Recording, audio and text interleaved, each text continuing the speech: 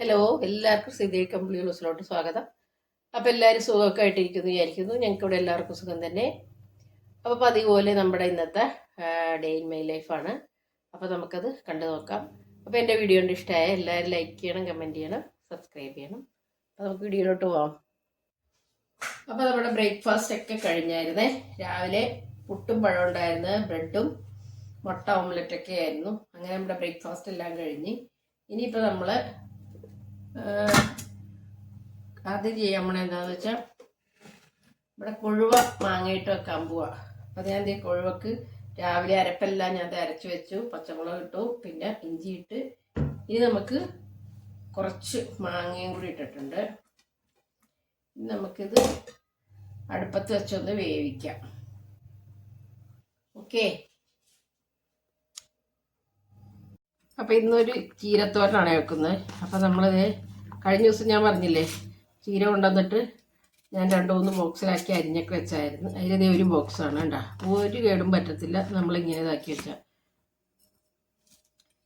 അപ്പം ഞാൻ സവാള നമ്മൾ പിന്നെ ചേർക്കുള്ളേ. അപ്പം തന്നെ സവാള ചേർക്കരുത്, വിഷമാണെന്നാണ് പറയണം. അപ്പം അതുകൊണ്ട് ഇപ്പം ഞാൻ എടുക്കാൻ പോവാം. അപ്പം ഞാൻ സവാളയിലോട്ട് മുറിച്ചിടുന്നുണ്ട്, പിന്നെ 2 പച്ചമുളകും. അപ്പോൾ നമ്മളിപ്പം മേടിക്കുമ്പം 10-50 രൂപയുടെ ഒരു കെട്ടായിരിക്കും വാങ്ങിക്കുന്നത്. അപ്പോൾ നമുക്ക് എന്തായാലും അത് മുഴുവൻ ആവശ്യമില്ല. അപ്പം ഞാൻ ശരിക്കും പറഞ്ഞാൽ ചിലപ്പോൾ 2 ദിവസം ആക്കിയിട്ട് വെക്കും. ചില വലിയ കെട്ടാണെന്നുണ്ടെങ്കിൽ അത് 3 ദിവസത്തേക്ക് ഉണ്ടാവും എനിക്ക്. അപ്പോൾ നമുക്ക് ഇത് നന്നായിട്ട് ചീരയൊക്കെ കൊണ്ടുവരുമ്പോൾ നല്ലതായിട്ട് വാഷ് ചെയ്യണം. വാഷ് ചെയ്ത് കുറച്ച് ഉപ്പുവെള്ളത്തിലൊക്കെ ഇട്ട് അവർ വല്ല മരുന്നൊക്കെ അടിക്കണമായിരിക്കും. എന്നിട്ട് നല്ലതായിട്ട് വെള്ളമൊക്കെ പോയി കഴിഞ്ഞിട്ട് നമ്മളിതുപോലെ അരിഞ്ഞൊരു ബോക്സിലോട്ട് ഇട്ടാൽ ഒരു കേടും വരത്തില്ല. എനിക്ക് തോന്നുന്നു എൻ്റെ ഇപ്പം 4 ദിവസമെങ്കിലും ആയിട്ടുണ്ട്.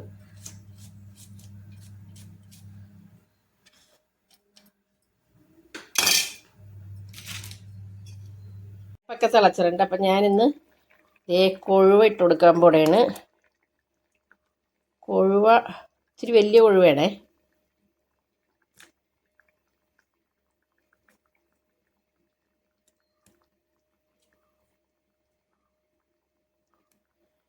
പിന്നെ നമുക്ക് കിട്ടിയത് ശിലാവാണ്. എനിക്ക് ഒട്ടും ഇഷ്ടമില്ലാത്ത മീനാ ശിലാവ്. അതാണ് ഞാൻ ആ കറി, കൊഴുവക്കറി വെച്ചത്. അപ്പോൾ നമുക്കിനി ശിലാവും കൂടി കറി വെക്കാം. എന്നിട്ട് നമുക്കൊന്നൊരു സ്പെഷ്യൽ ഒഴിച്ചു കറി വെക്കണേ. അതെങ്ങനെയാണെന്ന് ഞാൻ കാണിച്ചു തരാം.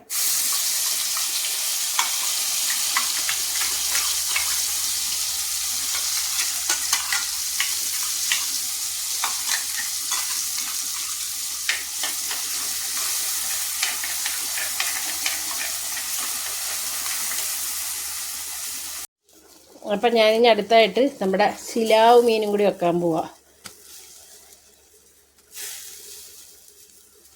എന്നിട്ട് വേണം നമ്മുടെ ഒഴിച്ചുകറിയിലോട്ട് പോകാനായിട്ട്. സ്പെഷ്യൽ ഒഴിച്ചുകറി വെക്കാം. ശിലാവ് മീൻ കറി റെഡിയായി. ഇപ്പുറത്തെ അടുപ്പിൽ ചീര വെച്ചിട്ടുണ്ട്. അപ്പോൾ നമുക്ക് ഒരു പാവയ്ക്കയും ഒരു മാങ്ങയും കൊണ്ട് ഒരു ഒഴിച്ചുകറി ഉണ്ടാക്കാം. അപ്പോൾ നമുക്കത് എങ്ങനെയെന്ന് നോക്കാമേ. അപ്പോൾ നമുക്ക് ഈ കറിക്ക് വേണ്ടിയിട്ട് എന്തൊക്കെയാണ് വേണ്ടതെന്ന് അറിയോ? ഞാനൊരു കഷ്ണം പാവയ്ക്ക എടുത്തിട്ടുണ്ട്. പകുതി പാവയ്ക്കയാണ് എടുത്തേക്കുന്നത്. പിന്നെ മാങ്ങ എടുത്തിട്ടുണ്ട്. പിന്നെ ഒരു തക്കാളി, ഞാനിപ്പോൾ ഒരു ആവശ്യത്തിന് വേണ്ടി കുറച്ച് മുറിച്ചെടുത്താണ്. ഒരു ചെറിയ തക്കാളി, പിന്നെ കുറച്ച് സവാള ചെറുതാക്കി അരിഞ്ഞിട്ടുണ്ട്. പിന്നെ നമുക്കൊരു 3 പച്ചമുളക്,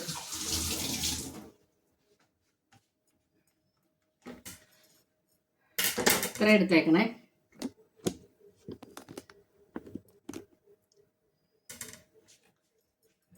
നമുക്ക് നമ്മുടെ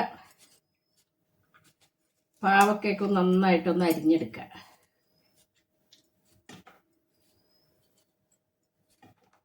നീളത്തിലൊന്ന് പാവയ്ക്ക നമുക്കൊന്ന് അരിഞ്ഞെടുക്കാം.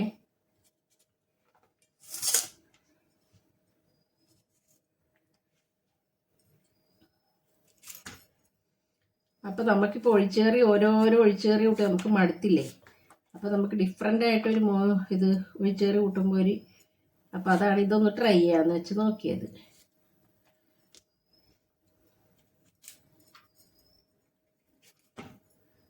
അപ്പം ഇത് നോക്കിക്കഴിഞ്ഞപ്പം നല്ലതാണെന്ന് തോന്നി. അപ്പം ഞാൻ ഇതേ ഒരു കറി ഉണ്ടാക്കിയിട്ടില്ല കേട്ടോ, ആദ്യമായിട്ട് ഞാൻ ഉണ്ടാക്കണേണ്. അപ്പം നമുക്ക് എങ്ങനെയാണെന്നും കൂടി അറിയാമല്ലോ. ഇപ്പം ഞാൻ ഉണ്ടാക്കി കഴിയുമ്പോൾ നിങ്ങൾക്ക് ഉണ്ടാക്കണോ വേണ്ടേ എന്നൊക്കെ അറിയാമല്ലോ. അപ്പം ടേസ്റ്റ് അപ്പം തന്നെ നമുക്കറിയാൻ പറ്റും.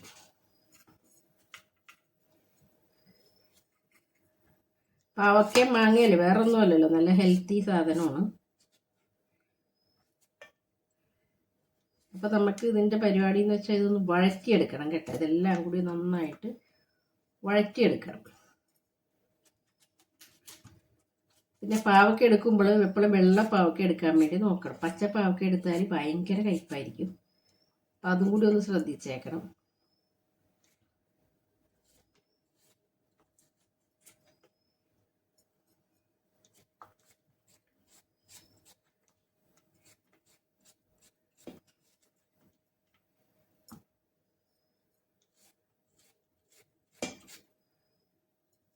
പിന്നെ കുറച്ച് മുളക് പൊടി നമ്മൾ വേറെ ചേർക്കുന്നുണ്ട്. അപ്പം പച്ചമുളക് കാരണം അധികം ചേർക്കണ്ട. അപ്പം നമുക്കിതൊക്കെ ഒന്ന് വഴറ്റിയെടുത്തിട്ട് വരാം കേട്ടോ.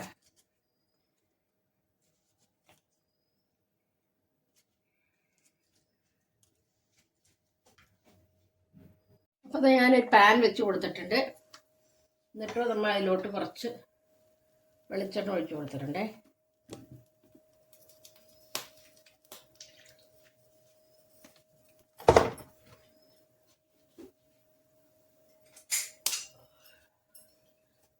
ഇനി അതിലോട്ട് നമ്മൾ ചേർത്ത് കൊടുക്കേണ്ടത് സവാള, പച്ചമുളക്,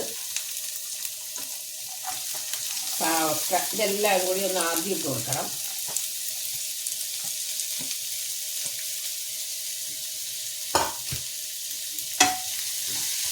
എന്നിട്ട് ആദ്യം ഇത് നന്നായിട്ടൊന്ന് നമുക്കൊന്ന് വഴറ്റിയെടുക്കാം.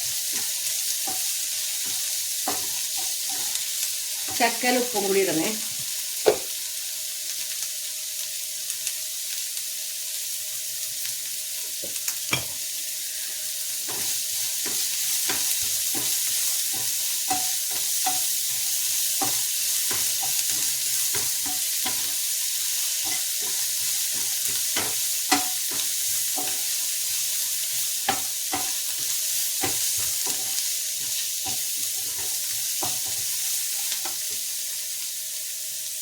അപ്പോൾ നമ്മുടെ പാവക്കയും സവാളയും പച്ചമുളകൊക്കെ കുറച്ച് വഴണ്ടി വന്നിട്ടുണ്ട്. ഈ സമയത്ത് നമുക്ക് ഇതിലോട്ട് മാങ്ങയും തക്കാളിയും കൂടി ഇട്ട് കൊടുക്കാം.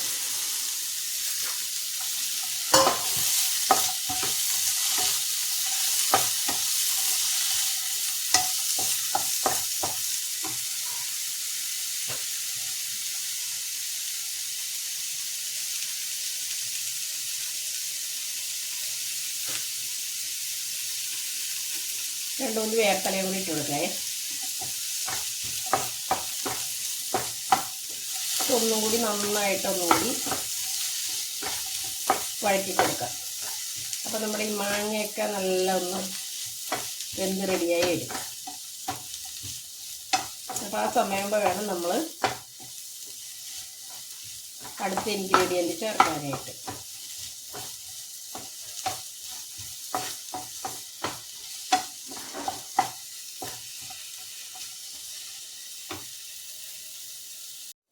അപ്പോൾ ഇത് നമ്മുടെ നന്നായിട്ട് വഴണ്ടി വന്നിട്ടുണ്ടേ.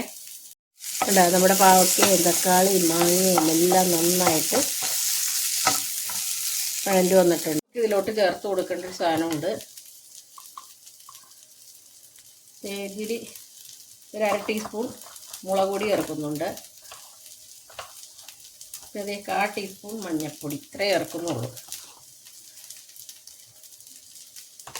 എന്നിട്ട് നമുക്ക് ഒന്നും കൂടി അതിൻ്റെ പച്ചച്ചുവ മാറണ വരെ ഒന്നും കൂടി നന്നായിട്ടൊന്ന് ഇളക്കി കൊടുക്കാം.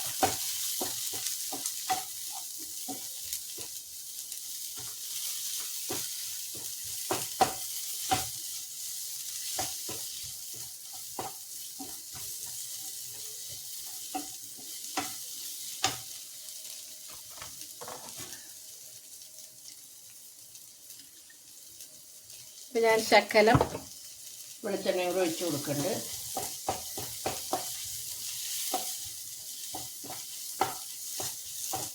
അപ്പോൾ ഇതിൻ്റെ പച്ചമണമൊക്കെ മാറിയിട്ടുണ്ടേ.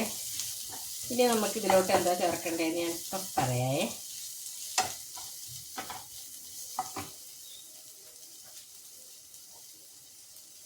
ഇതിലോട്ട് നമ്മൾ ചേർത്ത് കൊടുക്കേണ്ട 2-ാം പാലാണ് കേട്ടോ.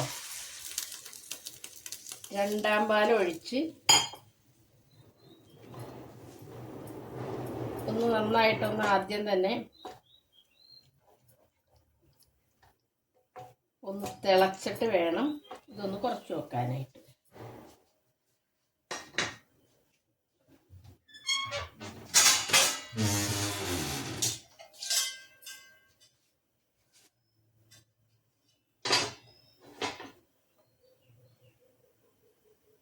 അപ്പോൾ ഇത് തിളച്ച് വരുന്നുണ്ട്. അപ്പോൾ നമുക്ക് ഇനി ഇതൊന്ന് കുറച്ച് വെച്ച് കൊടുക്കാമേ. എന്നിട്ട് ഇത് മൂടി വെച്ച് വേണം വേവിക്കാനായിട്ട്. അപ്പോൾ നമുക്ക് കുറച്ച് ഒന്ന് വെയിറ്റ് ചെയ്തിട്ട് നോക്കാം. അപ്പോൾ ഞാനൊരു കാര്യം പറയാൻ മറന്നുപോയി.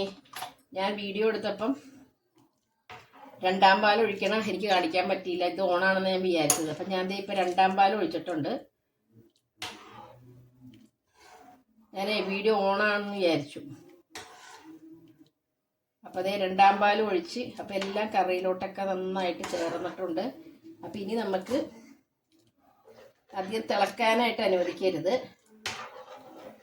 ഇനി നമുക്കിത് ഓഫ് ചെയ്യാം. എന്നിട്ട് നമുക്ക് ഇതിലോട്ടൊന്ന് താളിച്ചൊഴിക്കണം. താളിച്ചൊഴിക്കാനായിട്ട് നമ്മൾ കടുകിടരുത്.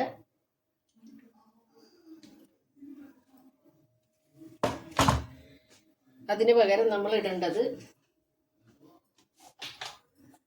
ചെറിയ ഉള്ളിയില്ലേ, ചെറിയ ഉള്ളിയും വേപ്പിലയും മാത്രം ഇട്ടാൽ മതി.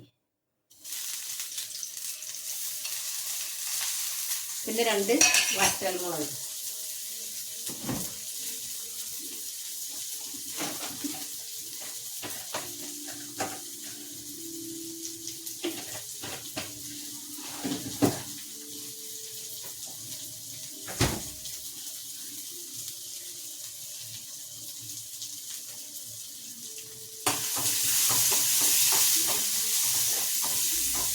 അപ്പം ഞാൻ ഈ കറി ടേസ്റ്റ് ചെയ്ത് നോക്കിയിട്ട് നല്ല കറിയാണ്. നമ്മളെപ്പോഴും ഉണ്ടാക്കുന്നത് തേങ്ങ അരച്ചുള്ള കറിയൊക്കെ ഒരേ ടേസ്റ്റ് തന്നെയല്ലേ. അപ്പോൾ ഇത് ശരിക്കും ഒരു ഡിഫറെൻ്റ് ആയിട്ടുള്ള ടേസ്റ്റാണ്. നമ്മളിതേവരെ കൂട്ടാത്തവർ. പിന്നെ പാവയ്ക്കൊക്കെ പ്രത്യേകിച്ച് ഇഷ്ടമുള്ളവർക്കാണെങ്കിൽ നല്ലതായിട്ട് ഇഷ്ടമാവും. നല്ലൊരു കറിയാണ്. അപ്പം ഞാൻ ആദ്യമായിട്ട് കഴിക്കുന്നതാണ്. പക്ഷെ എനിക്ക് ഇഷ്ടപ്പെട്ടു. ഉപ്പൊന്ന് നോക്കിയേക്കട്ടെ.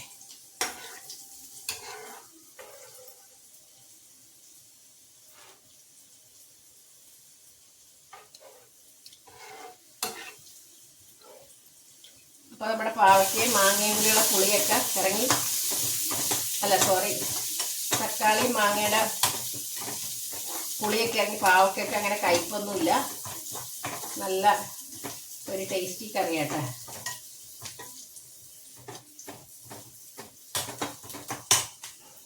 എപ്പോഴും നമ്മൾ ഒരേ ഒഴിച്ച് കറിയല്ലേ. അപ്പം അതിൽ നിന്നൊക്കെ ഡിഫറെൻ്റ് ആയിട്ടുള്ള ഒരു കറി.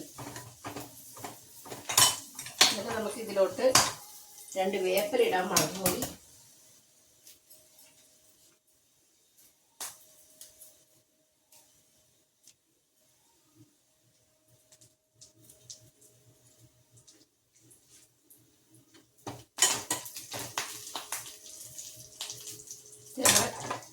അതും കൂടി ഒന്ന് ഇതിലോട്ട് താളിച്ചു.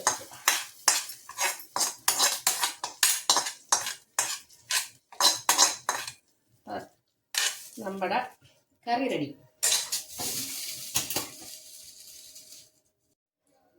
അപ്പോൾ നമ്മുടെ പാവയ്ക്കയും മാങ്ങയും കൂടിയുള്ള കറി ഇവിടെ റെഡി ആയിട്ടുണ്ട്. അപ്പോൾ നമുക്ക് കറിയൊക്കെ ഇങ്ങോട്ട് ഒരു ബൗളിലോട്ട് ഒഴിച്ച് വെക്കാം.